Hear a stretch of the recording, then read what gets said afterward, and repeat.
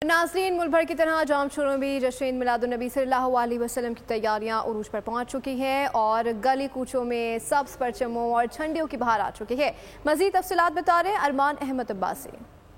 भर में की तरह जाम शहरों में भी जो है जश्न ईद मिलादुन्नबी की तैयारियां उरूज पर पहुंच चुकी हैं। इस वक्त कोटरी के एक मरकजी चौक पर मौजूद हूँ, जहाँ पे खरीदारी का स्टॉल यहाँ पे लगा हुआ है, जहाँ पे सब्ज़ लाली परचम भी है, मुख्तलिफ भेजेज हैं, झंडे हैं और यहाँ पे खरीदारी करने में मसरूफ है। यहाँ इनसे पूछते हैं कि वो किस तरीके से जश्न ईद मिलादुन्नबी की तैयारी कर रहे हैं। भाई बताइए किस तरीके से जी अल्हम्दुलिल्लाह, जश्न ईद मिलादुन्नबी का बहुत महीना हमारे साथ रवा दवा है और अल्हम्दुलिल्लाह हम बहुत अच्छे अंदाज में तैयारी कर रहे हैं। हर साल की तरह कोटरी शहर में बहुत धूमधाम से जश्न ईद मिलादुन्नबी की तैयारी अल्हम्दुलिल्लाह हो रही है माशाल्लाह।